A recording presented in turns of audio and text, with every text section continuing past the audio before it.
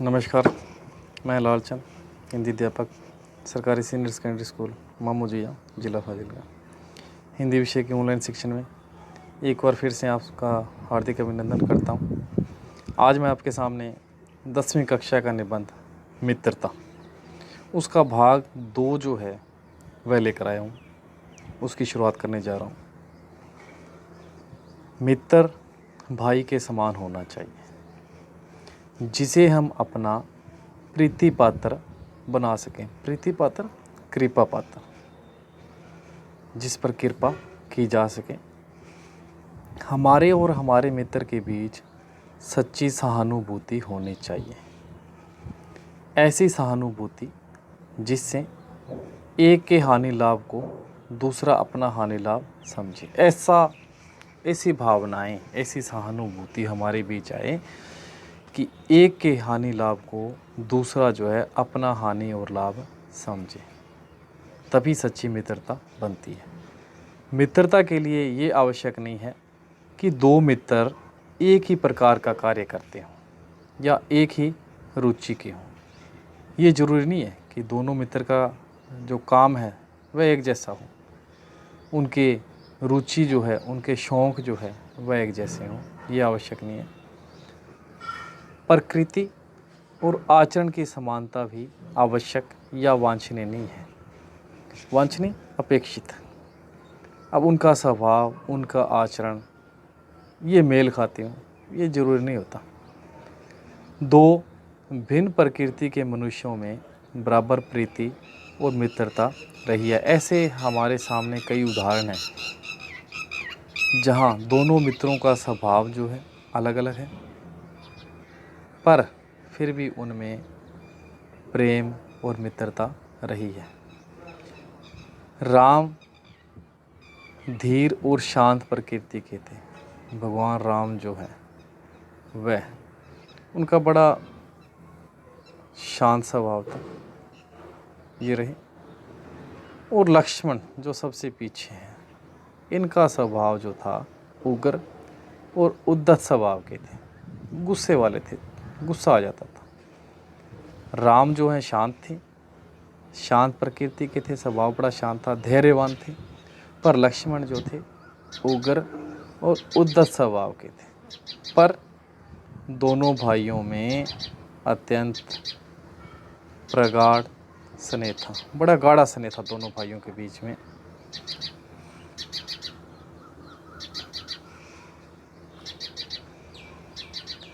उन दोनों की मित्रता खूब निभी। ये कोई बात नहीं है कि एक ही स्वभाव और रुचि के लोगों में ही मित्रता हो सकती है। ज़रूरी नहीं है कि जिनके स्वभाव एक जैसे हैं, जिनकी रुचियाँ एक जैसी हैं, उनमें मित्रता हो। समाज में विभिन्नता देखकर लोग एक दूसरे की ओर आकर्षित होते हैं। जो गुण हम में नहीं है, हम चाहते हैं कि कोई ऐसा मित्र मिले जिसमें वह गुण है। चिंताशील मनुष्य जो चिंतित रहता है हमेशा, प्रफुल्लित चित्त का साथ ढूंढता है। ऐसे व्यक्ति का साथ ढूंढता है जिसका मन खुश हो, जिसके साथ रहकर उसका मन जो है वह भी खुश हो जाए। निर्बल जो है बली का साथ ढूंढता है। निर्बल, जिसमें बल की कमी है, शक्ति की कमी है, वह बली का साथ ढूंढता है जो शक्तिवान है, ताकि कठिन समय में उसकी रक्षा कर सके। धीर जो है वह उत्साही का, धीर शांत स्वभाव वाला, वह ऐसे व्यक्ति का साथ ढूंढता है जिसमें उत्साह हो, उत्तेजना हो। उच्च आकांक्षा वाला, उच्च इच्छाओं वाला चंद्रगुप्त जो है युक्ति के लिए, उपाय के लिए चाणक्य का मुंह ताकता था। सम्राट चंद्रगुप्त हमेशा ही सुझाव के लिए, उपाय के लिए इनकी तरफ देखता था, चाणक्य की तरफ देखता था। चंद्रगुप्त मौर्य के राजनीतिक जीवन में चाणक्य का बड़ा महत्व रहा है। उनकी सफलताओं के पीछे चाणक्य का बड़ा हाथ रहा है। उसी तरह नीति विशारद, नीतियों में माहिर अकबर जो है वह अपना मन बहलाने के लिए ये रहे अकबर, मुग़ल सम्राट अकबर अपना मन बहलाने के लिए किसकी तरफ देखते थे? बीरबल की ओर। अकबर जो है बीरबल की ओर देखते थे। तो यहाँ से स्पष्ट होता है कि उनके स्वभाव एक जैसे हों या प्रकृति एक जैसी हो, रुचि एक जैसी हो, ये आवश्यक नहीं होता। ये अलग अलग उदाहरण आ गए हैं हमारे पास। भगवान राम का उदाहरण आ गया है, चाणक्य का आ गया है, चंद्रगुप्त मौर्य आ गए हैं, अकबर और बीरबल के उदाहरण आ गए हैं। आगे मित्र का कर्तव्य इस प्रकार बताया गया है। अब मित्र का कर्तव्य कौन सा होता है? देखिए, उच्च और महान कार्यों में इस प्रकार सहायता देना, मन बढ़ाना और साहस दिलाना कि तुम अपने सामर्थ्य से, अपनी योग्यता से बाहर काम कर जाओ। अब मित्र ऐसा होता है, इस प्रकार सहायता करता है, इस प्रकार हमें हौसला देता है, हमारे साहस को बढ़ाता है कि आदमी जो है अपनी योग्यता से भी ज़्यादा काम कर जाता है। ये कर्तव्य उसी से पूरा होगा जो दृढ़ चित्त और सत्य संकल्प का हो, सत्य पर चलने वाला हो। इससे हमें ऐसे ही मित्रों की खोज में रहना चाहिए जिनमें हमसे अधिक आत्मबल हो। ऐसे मित्र की खोज करनी चाहिए जिसमें आत्मबल जो है हमसे ज़्यादा हो। हमें उनका पल्ला उसी तरह पकड़ना चाहिए जिस तरह सुग्रीव ने राम का पल्ला पकड़ा था। ऊपर तस्वीर में दिखाई दे रहे हैं सुग्रीव और राम। मित्र हों तो प्रतिष्ठित, स्थिर और शुद्ध हृदय के हों, साफ मन हो उनका, मृदुल, कोमल और पुरुषार्थी मेहनत करने वाले, परिश्रमी हों, कोमल भी हों, शिष्ट हों, शिष्टता हो उनमें, और सत्यनिष्ठ हों, सत्य पर हमेशा अडिग रहने वाले हों, जिससे हम अपने को उनके भरोसे पर छोड़ सकें और ये विश्वास कर सकें कि उनसे किसी प्रकार का धोखा न होगा। ये सच्चे मित्र के गुण आ गए यहाँ पर सभी।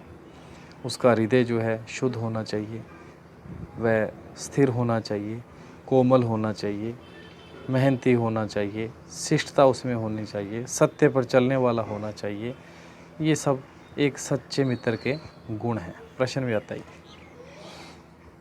जो बात ऊपर मित्रों के संबंध में कही गई है वही बात जान पहचान वाले लोगों के संबंध में भी ठीक है। जो हमारी जान पहचान वाले लोग हैं वह भी ऐसे ही होने चाहिए। अकेले मित्र ही नहीं, जिनसे हमारी जान पहचान है वह भी ऐसे ही होने चाहिए।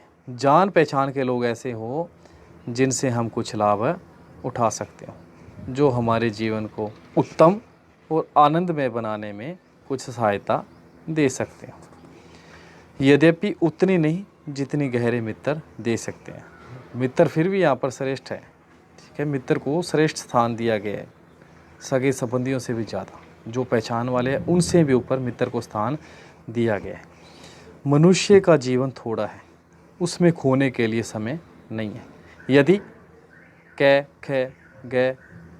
कोई भी हमारे लिए कुछ नहीं कर सकते, कोई भी व्यक्ति है वह हमारे लिए कुछ नहीं कर सकते, न कोई बुद्धिमानी या विनोद की बातचीत कर सकते हैं, कोई ज्ञान की बात, कोई बुद्धिमानी की बात या मजाक की बात, मन बहलाने की बात कर सकते हैं, न कोई अच्छी बात बतला सकते हैं, न सहानुभूति द्वारा हमें ढाढ़स बंधा सकते हैं, हमें हौसला दे सकते हैं, न हमारे आनंद में शामिल हो सकते हैं, न हमें कर्तव्य का ध्यान दिला सकते हैं।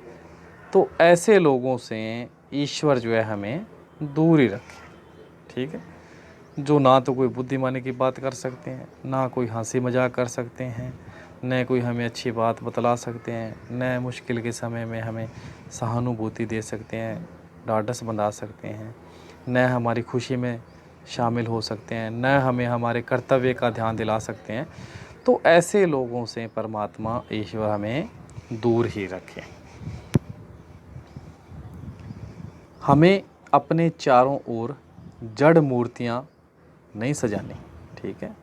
मूर्तियाँ नहीं सजानी हमने अपने चारों, आजकल जान पहचान बढ़ाना कोई बड़ी बात नहीं है, सच्चाई है। जान पहचान बढ़ाना आज के समय में कोई बड़ी बात नहीं है। कोई भी युवा पुरुष ऐसे अनेक युवा पुरुषों को पा सकता है जो उसके साथ थिएटर देखने जाएंगे, नाच रंग में जाएंगे, सैर सपाटे में जाएंगे, भोजन का निमंत्रण स्वीकार करेंगे। ये कई साधन हैं जिनसे आजकल अपने आसपास भीड़ इकट्ठी की जा सकती है।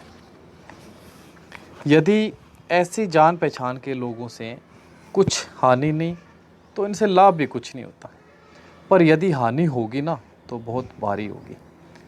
सोचो तो तुम्हारा जीवन कितना नष्ट होगा यदि ये जान पहचान के लोग उन मन चले युवकों में से निकले जो अमीरों की बुराइयां और मूर्खताओं की नकल करते हैं, दिन रात बनाव श्रृंगार में रहा करते हैं, महफिलों में ओहो वाह वाह किया करते हैं, गालियों में ठट्ठा मारकर हंसते हैं, सिगरेट का धुआं उड़ाते हैं। ऐसे नवयुवकों से बढ़कर शून्य, निसार और सोचने जीवन और किसका है। निसार जिसका कोई अर्थ ही नहीं है। वह अच्छी बातों के सच्चे आनंद से कोसों दूर है। उनके लिए न तो संसार में सुंदर मनोहर उक्ति वाले कवि हुए हैं और न संसार में सुंदर आचरण वाले महात्मा। उनके लिए न तो बड़े वीर अद्भुत कर्म कर गए, वीर पुरुष जो हैं अद्भुत कर्म कर गए हैं, और न ही बड़े बड़े ग्रंथकार जो हैं ऐसे विचार छोड़ गए हैं जिनसे मनुष्य जाति के हृदय में सात्विकता की उमंगें उठती है। सात्विकता, सच्चाई की भावना। उनके लिए संसार में कुछ है ही नहीं। ना ही कोई कवि हुए हैं, ना सुंदर आचरण वाले महात्मा हुए हैं, ना ऐसे वीर पुरुष हुए हैं जो अद्भुत कर्म कर गए हैं, न ऐसे बड़े ग्रंथकार हुए हैं जो हमारे लिए अच्छे विचार छोड़ गए हैं जिनसे मनुष्य जाति के हृदय में सच्चाई की भावना आती है। उनके लिए फूल पत्तियों में कोई सौंदर्य नहीं, प्रकृति का उनके लिए कोई महत्व नहीं। जो फूल हैं, पत्तियाँ, उनमें उनको कोई सुंदरता नहीं दिखाई देती। झरनों के कलकल में मधुर संगीत नहीं सुनाई देता। अनंत सागर तरंगों में गंभीर रहस्यों का आभास नहीं होता। उनके भाग्य में सच्चे पर्यटन और पुरुषार्थ का आनंद नहीं होता। उनके भाग्य में सच्ची प्रीति का सुख और कोमल हृदय की शांति होती ही नहीं। जिनकी आत्मा अपने इंद्रिय विषयों में ही लिप्त रहती है, जिनकी ज्ञान इंद्रियां जो है, जो दुनिया के विषय है, उनसे आनंद उठाने में ही शामिल रहती है, जिनका हृदय निचाष्य राक्षस और कुत्सित विचारों से कलुषित है, कुत्सित, बुरे, कलुषित, कलंकित है, जिनका हृदय बुरे विचारों से कलंकित है, भरा पड़ा है, ऐसे नशोन्मुख नशे की तरफ बढ़ने वाले प्राणियों को दिन दिन अंधकार में पतित होते देख कौन ऐसा होगा जो तरस न खाएगा। ऐसे इंसान जो है हर दिन अंधकार की तरफ जा रहे हैं। हमें ऐसे प्राणियों का साथ न करना चाहिए, ऐसे प्राणियों से कोसों दूर रहना चाहिए। मकदूनिया का बादशाह वह यूनानी बादशाह है, यूनान का है, डेमेट्रियस। एक तस्वीर मुझे मिली है इनकी, डेमेट्रियस ये है।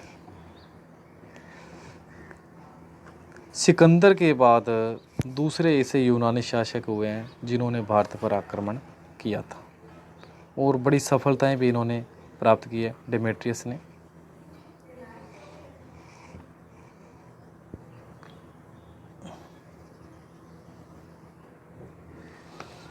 मकदूनिया का बादशाह डेमेट्रियस कभी कभी राज्य के सब काम छोड़कर अपने ही मेल के 10-5 साथियों को लेकर मौज मस्ती में लिप्त रहा करता था। एक बार बीमारी का बहाना करके इसी प्रकार वह अपने दिन काट रहा था। इसी बीच उसका पिता उससे मिलने के लिए गया और उसने